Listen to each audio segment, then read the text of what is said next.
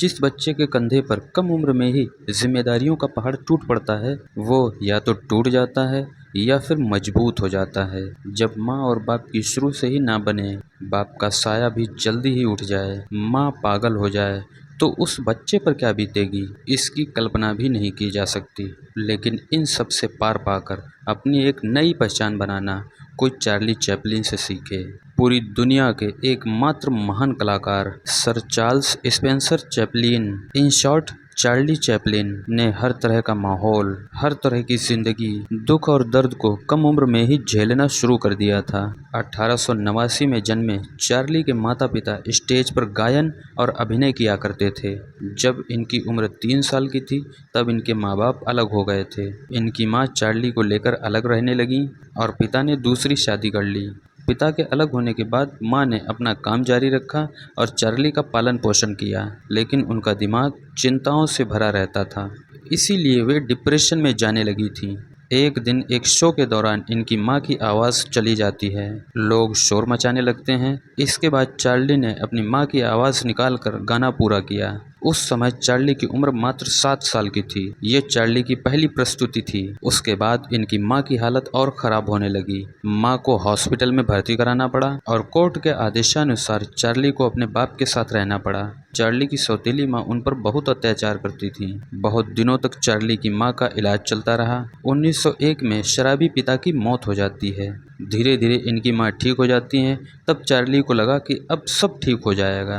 12 साल की उम्र में चार्ली को प्ले करने का मौका मिला, साथ ही शेरलॉक होम्स में काम करने का मौका मिला। 1908 में वोडेविले कंपनी में हास्य कलाकार के रूप में काम किया। 1910 में यूएस की एक कंपनी में मुख्य कलाकार बन गए। 1914 में फिल्मी करियर की शुरुआत हुई। जीवन भले ही आगे बढ़ रहा था, लेकिन उनके अंदर तमाम परेशानियां थीं। माँ की तबीयत हमेशा खराब रहने लगी। जिस उम्र में बच्चा खेलता कूदता है, उस उम्र में चार्ली का फोकस काम पर था। चार्ली ने वो दौर देखा है जहाँ पर यदि कोई और होता तो शायद अपने आप को मार देता, लेकिन माँ के संस्कारों ने चार्ली को आगे बढ़ना सिखाया। चार्ली दूसरे कलाकारों जैसे ना लगे, इसीलिए इन्होंने अपनी वेशभूषा, चाल ढाल अलग करने की सोची। ये तीर निशाने पर लगा। इन्होंने वो गेटअप अपनाया जो सबसे अलग था। टाई किसी की, टोपी किसी की, मूछें किसी की, जूते किसी के, कपड़े किसी के। जब इन सबको मिक्स किया तो हास्य कलाकार के रूप में चार्ली चैपलिन सबके सामने आया।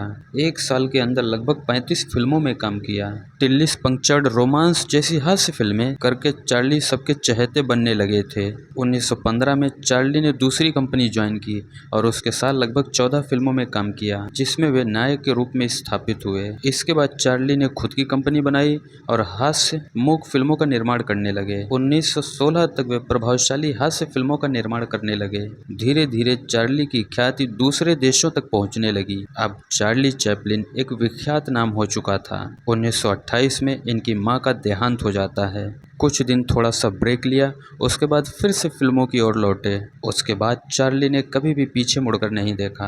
वे अपनी फिल्मों का निर्माण, निर्देशन और एक्टिंग खुद किया करते थे। इन्होंने अपनी फिल्मों के माध्यम से राजनेताओं की पोल खोलना शुरू कर दिया था, जिसके बाद इन्हें कई आलोचनाओं का सामना करना पड़ा था। इनकी फिल्में समाज से प्रेरित थीं और समाज को प्रेरणा भी देती थीं। 1972 में इनको ऑस्कर अवार्ड दिया गया। ऑस्कर अवार्ड लेते समय पूरे हॉल ने खड़े होकर इनको सम्मानित किया। इनकी आंखों में आंसू थे। इन्होंने सबका अभिवादन स्वीकार किया। दिसंबर 1977 को नींद में ही इनकी मृत्यु हो गई। दुनिया को हंसाने वाला एक झटके में दुनिया को रुला के चला गया। इनकी लाश को दफना दिया गया। लेकिन 1978 में एक नाटकीय मोड़ आया, जब एक गिरोह द्वारा इनकी लाश को निकालकर इनके परिवार को ब्लैकमेल किया जाने लगा। पैसों की मांग हुई, पुलिस द्वारा गिरोह पकड़ा गया और इनकी बॉडी को फिर से दफनाया गया।